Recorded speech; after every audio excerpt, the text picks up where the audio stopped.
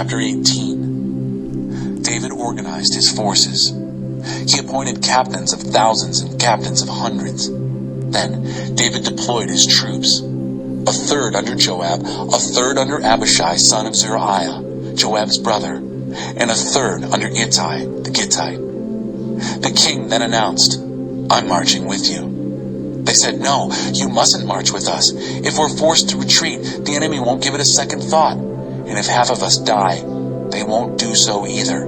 But you are worth 10,000 of us. It will be better for us if you stay in the city and help from there." "If you say so," said the king, "I'll do what you think is best." And so he stood beside the city gate as the whole army marched out by hundreds and by thousands. Then the king ordered Joab and Abishai and Ittai, "Deal gently for my sake with the young man Absalom." The whole army heard what the king commanded the three captains regarding Absalom. The army took the field to meet Israel. It turned out that the battle was joined in the forest of Ephraim. The army of Israel was beaten badly there that day by David's men, a terrific slaughter, 20,000 men. There was fighting helter-skelter all over the place. The forest claimed more lives that day than the sword. Absalom ran into David's men, but was out in front of them riding his mule when the mule ran under the branches of a huge oak tree.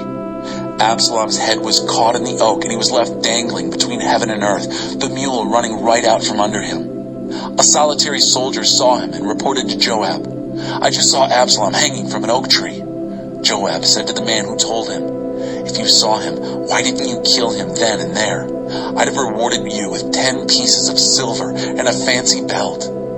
The man told Joab, "Even if I'd had a chance at 1,000 pieces of silver, I wouldn't have laid a hand on the king's son. We all heard the king command you and Abishai and Ittai, 'For my sake, protect the young man Absalom.' Why, I'd be risking my life, for nothing is hidden from the king, and you would have just stood there." Joab said, "I can't waste my time with you." He then grabbed 3 knives and stabbed Absalom in the heart while he was still alive in the tree. By then, Absalom was surrounded by 10 of Joab's armor-bearers. They hacked away at him and killed him. Joab then blew the ram's horn trumpet, calling off the army in its pursuit of Israel. They took Absalom, dumped him into a huge pit in the forest, and piled an immense mound of rocks over him. Meanwhile, the whole army of Israel was in flight, each man making his own way home. While alive, Absalom had erected for himself a pillar in the valley of the king, because, he said, "I have no son to carry on my name." He inscribed the pillar with his own name. To this day, it is called the Absalom Memorial. Ahimaaz, Zadok's son, said, "Let me run to the king and bring him the good news that God has delivered him from his enemies." But Joab said, "You're not the one to deliver the good news today. Some other day, maybe. But it's not good news today." This was because the king's son was dead. Then Joab ordered a Cushite, "You go, tell the king what you've seen." "Yes, sir," said the Cushite, and ran off. Ahimaaz, son of Zadok, kept at it, begging Joab, "What does it matter? Let me run too, following the Cushite." Joab said, "Why all this run, run? You'll get no thanks for it, I can tell you." "I don't care. Let me run." "Okay," said Joab, "run." So Ahimaaz ran, taking the lower valley road, and passed the Cushite. David was sitting between the 2 gates. The sentry had gone up to the top of the gate, on the wall, and looked around. He saw a solitary runner. The sentry called down and told the king. The king said, "If he's alone, it must be good news." As the runner came closer, the sentry saw another runner and called down to the gate. Another runner all by himself. And the king said, "This also must be good news." Then the sentry said, "I can see the first man now. He runs like Ahimaaz, son of Zadok." "He's a good man," said the king. "He's bringing good news for sure." Then Ahimaaz called out and said to the king, "Peace." Then he bowed deeply before the king, his face to the ground. "Blessed be your God. He has handed over the men who rebelled against my master, the king." The king asked, "But is the young man Absalom all right?" Ahimaaz said, "I saw a huge ruckus just as Joab was sending me off, but I don't know what it was about." The king said, "Step aside and stand over there." So he stepped aside. Then the Cushite arrived and said, "Good news, my master and king. God has given victory today over all those who rebelled against you." "But," said the king, "is the young man Absalom all right?" And the Cushite replied, "Would that all the enemies of my master the king and all who maliciously rose against you end up like that young man." The king was stunned. Heartbroken, he went up to the room over the gate and wept. As he wept, he cried out, "Oh, my son Absalom, my dear, dear son Absalom. Why not me rather than you, my death and not yours? Oh, Absalom, my dear, dear son."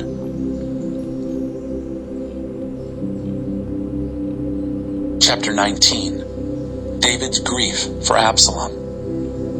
Joab was told that David was weeping and lamenting over Absalom. The day's victory turned into a day of mourning as word passed through the army. David is grieving over his son. The army straggled back to the city that day demoralized, dragging their tails, and the king held his face in his hands and lamented loudly, "Oh, my son Absalom, Absalom, my dear, dear son." But in private, Joab rebuked the king.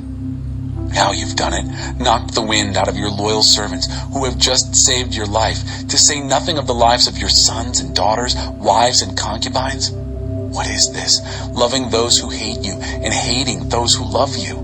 Your actions give a clear message. Officers and soldiers mean nothing to you. You know that if Absalom were alive right now, we'd all be dead. Would that make you happy? Get hold of yourself. Get out there and put some heart into your servants. I swear to God that if you don't go to them, they'll desert.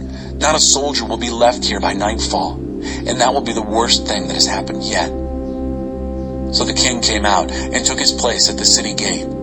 Soon everyone knew, "Oh, look, the king has come out to receive us." And his whole army came and presented itself to the king. But the Israelites had fled the field of battle and gone home. Meanwhile, the whole populace was now complaining to its leaders, "Wasn't it the king who saved us time and again from our enemies and rescued us from the Philistines? And now he has had to flee the country on account of Absalom? And now this Absalom, whom we made king, is dead in battle. So what are you waiting for? Why don't you bring the king back?" When David heard what was being said, he sent word to Zadok and Abiathar, the priests. "Ask the elders of Judah, why are you so laggard in bringing the king back home? You are my brothers. You're my own flesh and blood. So why are you the last ones to bring the king back home? And tell Amasa, you too are my flesh and blood, as God is my witness. I'm making you the permanent commander of the army in place of Joab." He captured the hearts of everyone in Judah. They were unanimous in sending for the king. "Come back, you and all your servants." So the king returned. He arrived at the Jordan just as Judah reached Gilgal, on their way to welcome the king and escort him across the Jordan. Even Shimei, son of Gera, the Benjaminite from Bahurim, hurried down to join the men of Judah so he could welcome the king, 1,000 Benjaminites with him. And Ziba, Saul's steward, with his 15 sons and 20 servants, waded across the Jordan to meet the king and brought his entourage across, doing whatever they could to make the king comfortable. Shimei, son of Gera, bowed deeply in homage to the king as soon as he was across the Jordan and said, "Don't think badly of me, my master. Overlook my irresponsible outburst on the day my master the king left Jerusalem. Don't hold it against me. I know I sinned, but look at me now, the first of all the tribe of Joseph to come down and welcome back my master the king." Abishai, son of Zeruiah, interrupted, "Enough of this. Shouldn't we kill him outright? Why, he cursed God's anointed." But David said, "What is it with you sons of Zeruiah? Why do you insist on being so contentious? Nobody is going to be killed today. I am again king over Israel." Then the king turned to Shimei. "You're not going to die." And the king gave him his word. Next, Mephibosheth, grandson of Saul, arrived from Jerusalem to welcome the king. He hadn't combed his hair or trimmed his beard or washed his clothes from the day the king left until the day he returned safe and sound. The king said, "And why didn't you come with me, Mephibosheth?" "My master, the king," he said, "my servant betrayed me. I told him to saddle my donkey so I could ride it and go with the king, for, as you know, I am lame. And then he lied to you about me. But my master the king has been like one of God's angels. He knew what was right and did it. Wasn't everyone in my father's house doomed? But you took me in and gave me a place at your table. What more could I ever expect or ask? That's enough, said the king. Say no more. Here's my decision. You and Ziba divide the property between you. Mephibosheth said, Oh, let him have it all. All I care about is that my master the king is home, safe and sound. Barzillai the Gileadite had come down from Rogelim. He crossed the Jordan with the king to give him a good send-off. Barzillai was a very old man, 80 years old. He had supplied the king's needs all the while he was in Mahanaim, since he was very wealthy. Join me in Jerusalem, the king said to Barzillai. Let me take care of you. But Barzillai declined the offer. How long do you think I'd live if I went with the king to Jerusalem? I'm 80 years old and not much good anymore to anyone. Can't taste food, can't hear music. So why add to the burdens of my master the king? I'll just go a little way across the Jordan with the king. But why would the king need to make a great thing of that? Let me go back and die in my hometown and be buried with my father and mother. But my servant Kimham here, let him go with you in my place, but treat him well. The king said, That's settled. Kimham goes with me, and I will treat him well. If you think of anything else, I'll do that for you too. The army crossed the Jordan, but the king stayed. The king kissed and blessed Barzillai, who then returned home. Then the king, Kimham with him, crossed over at Gilgal. The whole army of Judah and half the army of Israel processed with the king. The men of Israel came to the king and said, Why have our brothers, the men of Judah, taken over as if they owned the king, escorting the king and his family and close associates across the Jordan?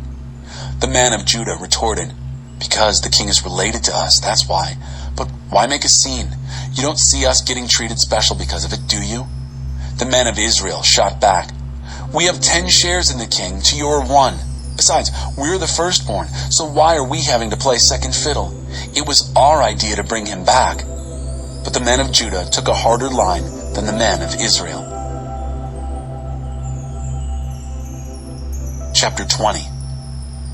Just then, a good-for-nothing named Sheba, son of B.I.B.L.E the Benjaminite, blew a blast on the ram's horn trumpet, calling out, We've got nothing to do with David. There's no future for us with the son of Jesse.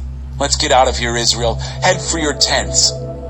So all the men of Israel deserted David and followed Sheba, son of Bichri. But the men of Judah stayed committed, sticking with their king all the way from the Jordan to Jerusalem.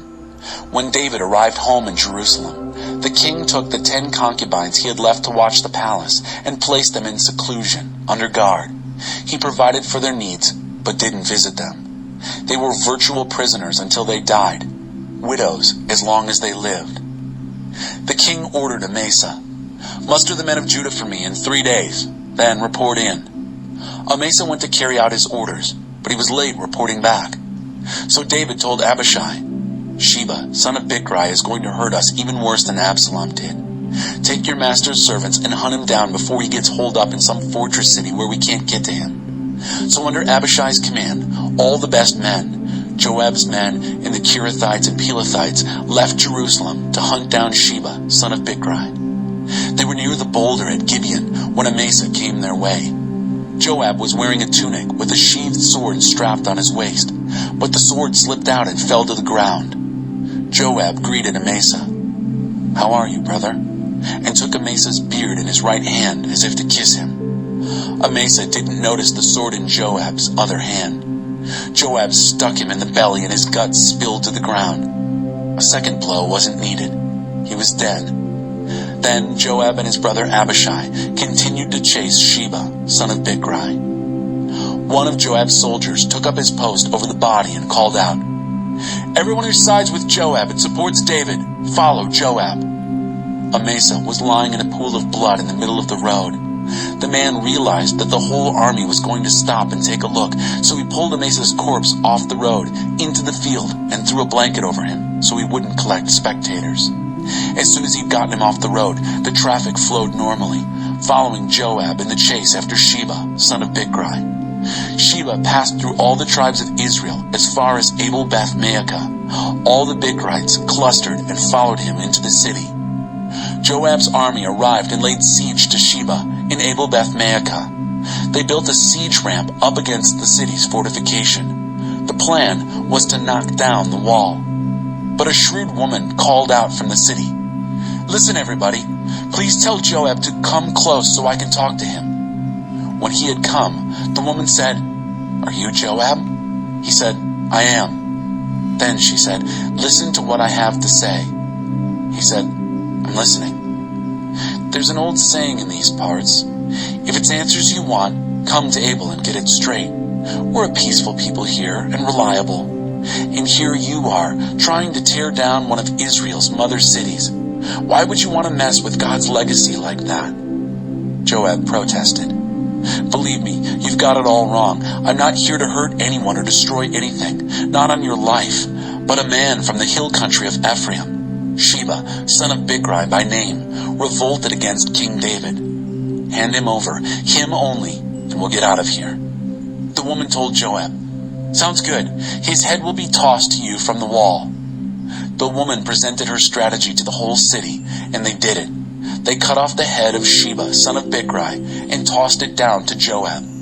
He then blew a blast on the ram's horn trumpet, and the soldiers all went home. Joab returned to the king in Jerusalem. Joab was again commander of the whole army of Israel. Benaiah, son of Jehoiada, was over the Kiriathites and Pelethites. Adoniram over the work crews. Jehoshaphat, son of Ahilud, was clerk. Shiva was historian. Zadok and Abiathar were priests. Ira, the Jairite, was David's chaplain.